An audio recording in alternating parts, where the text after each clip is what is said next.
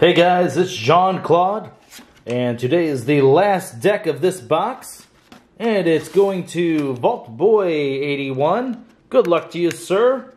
Let's hope we can finish it off with a strong deck. Alright. Purple Archon. And first house is Logos, Brobnar, and Mars. Oh boy. Mars can be a very fickle house. C.T. Turver of the Liquid Bay. There's a lot of arms going on here, and maybe some sort of like back spikes. And you got some things floating up top. So actually, what is that weird symbol there in the chest? That's interesting. I've never actually seen this body before, or these legs, so that's pretty neat looking. Alright, good luck to you. Alright, I don't know if you saw yesterday's video. I decided to announce that if for some reason we ever hit, and this will be impossible, 5,000 subscribers, that I will do the splits on camera. I will just point out, I don't know if I can do the splits. I'm sure it'd actually be a little bit funny to see. Alright, we are starting off with Mars. Oh my gosh, it's Martian Generosity. This is incredible. Okay. We have never opened up a Martian Generosity on the channel. How lucky are you, Vault Boy? Alright, Amber whenever you play it. Lose all of your Amber. Draw 2 cards for each Amber lost. If you get a key abduction in here, this will be absolutely bonkers. For those of you that haven't seen this card, you actually want to play this whenever you have like 5 Amber or so. Maybe you reap up. You want to get as much Amber as possible whenever you play this. And you want to draw like 10 to 16 cards. Maybe more, because it's such a huge advantage to have that many cards in your hand. For the next couple of turns, just playing like 5 or 6 cards from each house, that is so good. And a Hypnotic Command. For each friendly Mars creature, choose an enemy creature to capture 1 Amber from its own side. That is so good. Yuxlix the Zookeeper, 2-power elusive. Reap, put an enemy creature into your archives. If that creature leaves your archives, it is put into its owner's hand instead. That is such a good card.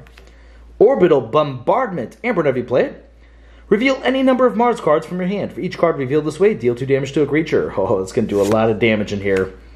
Hypno Beam, gain control of an enemy creature. Mother Gun, it's an artifact. Action, reveal any number of Mars cards from your hand. Deal damage to a creature equal to the number of Mars cards revealed this way. Mars first, Amber whenever you play it. Ready and use a friendly Mars creature. Ixixli, Fixed Finger, 2-power, 2 armor elusive. Each other Martian creature gets +1 armor. Glixel Proliferator, 3-power reap. If Glixel Proliferator is on a flank, archive a Mars card from your discard pile. Oh, this is going to do some dirty things. Collector Worm, 2-power, 5 armor. Fight. Archive the creature. Collector Worm fights. If that creature leaves your archives, put it into its owner's hand instead. A second Collector Worm. I'm a big fan of Collector Worms. That's awesome that you have 2 of them. Will you have a third? No, but it's Agent Human. 2-power elusive. Reap. Choose a friendly non-Mars creature and an enemy non-Mars creature. Stun the chosen creatures. That was a pretty good looking Mars. Now we're on to Logos, the Curator. 3-power, friendly artifacts, interplay ready.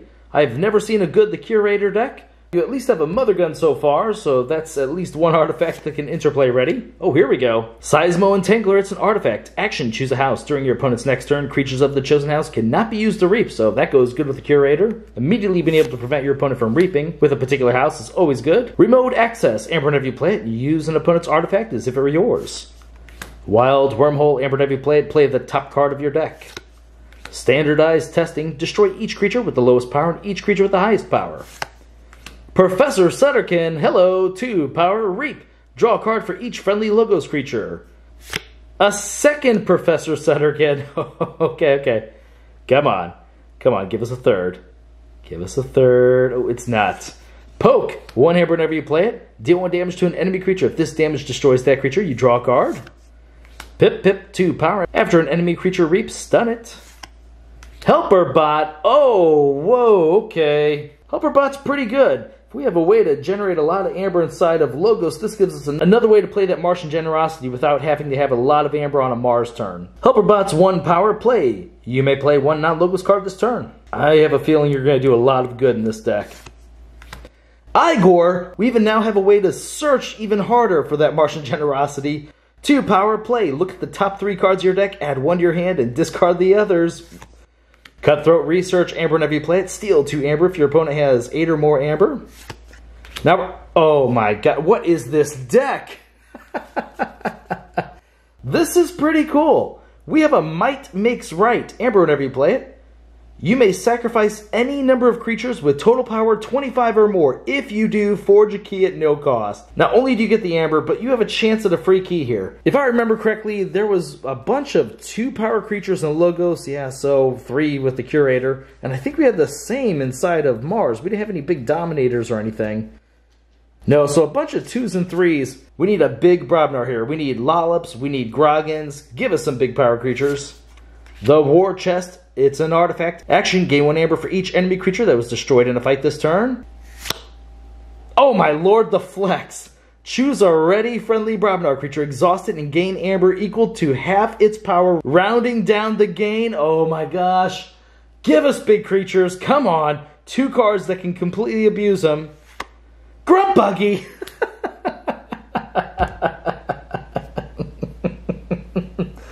Oh, I've never seen a deck so badly need huge power creatures. Oh my lord, okay.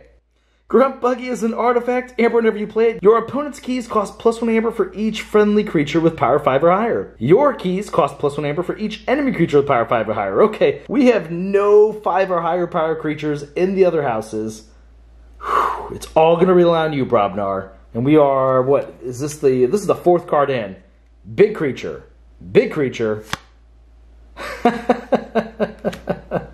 Gargantu's Scrapper, 3 power alpha. So it's the first thing you must do on your turn. Play if you have 3 or more Amber, deal 3 damage to an enemy creature. Tell you what, when I first saw this card, I thought that was really hard to pull off. But every game so far that I've played with the Gargantu's Scrapper, I always get this play effect. It is not that hard having 3 or more Amber. Burn the Stockpile. It's not a creature, but it is a fantastic card. If your opponent has 7 or more Amber, they lose 4 of it. That is so good. Blood Money. Where are the creatures? Oh,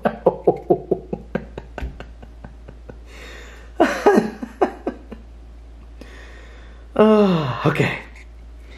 Blood Money. Place 2 Amber from the common supply on an enemy creature. Oh my gosh. Come on, creatures. Oh, thank God. All right, Lollop the Titanic. The best Brobnar creature we could have seen here. 11 power. Lollop the Titanic deals no damage when attacked. This is so good with Might Makes Right. This is so good with the flex. Oh, I'm so thankful for this card. Come on, give us 2. Give us 2. Okay, it's not a second one. It's Into the Fray. We need creatures. Play. For the remainder of the turn, a friendly Brobnar creature gains Fight. Ready this creature. Come on. Okay, Groke. 5 power. Fight. Your opponent loses 1 Amber. That's a good card. Calfine is good as well, 5 power. Before the fight, deal 2 damage to each neighbor of the creature Calfine fights. And the last card is Coward's End. Destroy each undamaged creature, gain 3 chains. Okay. So that finished really odd. But I still think this deck is actually going to be pretty good. There's a couple questionable cards, but it has some things that are so big, I'm pretty sure it makes up for it. Let's go ahead and pull up the Amber to start. This Grunt Buggy, we may not play it. Might Makes Right. There's, I'm not sure if that's actually gonna ever get us a free key.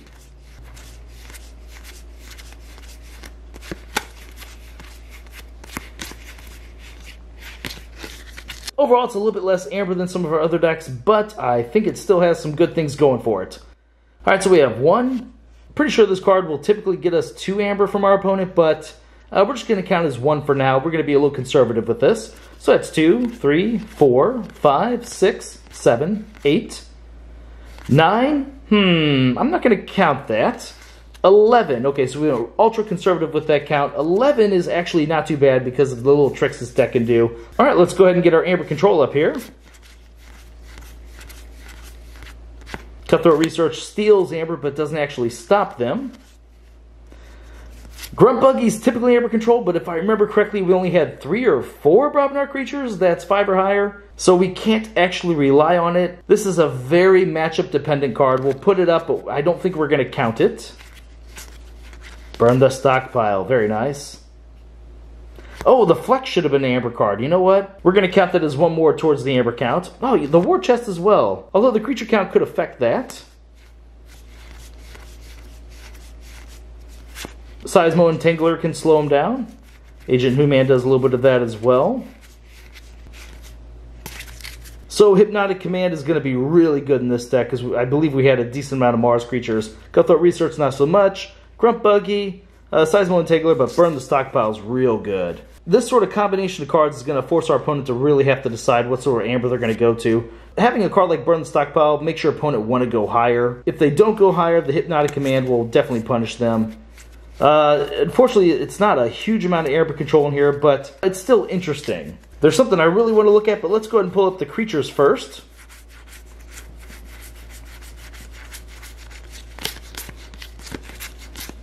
Okay, so it looks like there was 4 in Brobnar.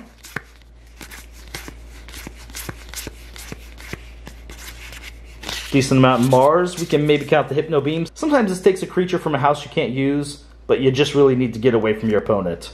My favorite types of cards to take, though, are definitely taunts to protect maybe a Zookeeper here. This could be 1, but we're being conservative with this deck, so let's go with the Zookeeper. It's 1, 5, 10, 15. Okay, 16 creatures. 1 shy of the average. But let's talk about where I think this deck shines, what I think makes it really cool. Let's get that Martian Generosity up. Let's see here.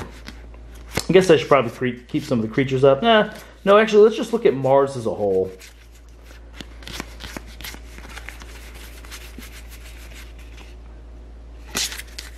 Okay, so let's pull up these, and let's get all those creatures again. Alright, so here's what I'm hoping for. I'm hoping we go on a Mars turn, we already have a decent amount of amber up, and then we play a Martian Generosity, right? We're hoping to get at least 12 cards off of this, maybe more, depending on if we could reap with some of these Mars creatures or we played like the Mars first or something. I'm hoping we don't have to use the Mars first because here's how I'm looking at this. We play Martian Generosity, we draw a whole bunch of cards, right? Decent chance we get a couple of these over here. Okay, so if we draw some of these cards, it's going to create some awesome effects. So obviously we're going to have quite a few creatures we can drop, making Hypnotic Command become a huge amber control card. Orbital Bombardment, obviously more cards in our hand. Greater odds of having more Mars cards. This can help clear our opponent's board. The Proliferator, though, I'm really pumped up about. I would love to have a huge Mars turn, play the Martian Generosity, drop down Proliferator, Mars first the Proliferator, to get back something like this Hypnotic Command and get a huge amber control. That is so good. You might even put the Martian Generosity in there. I'm not sure. You might just want to go for the win at that point, but still not bad. But just dropping all these Mars creatures, they're pretty good because these guys, they survive a decent amount of fights. We have elusive creatures besides that. I mean, look at these Mars creatures. The only one that doesn't have elusive is the Proliferator here. Fixed Finger, Zookeeper, they all have the elusive. That's pretty nice. And another cool thing, if you do that huge Martian Generosity, let's say you don't draw a bunch of these Mars creatures. Let's say you draw a different house. Let's say it just so happens to be Brobnar.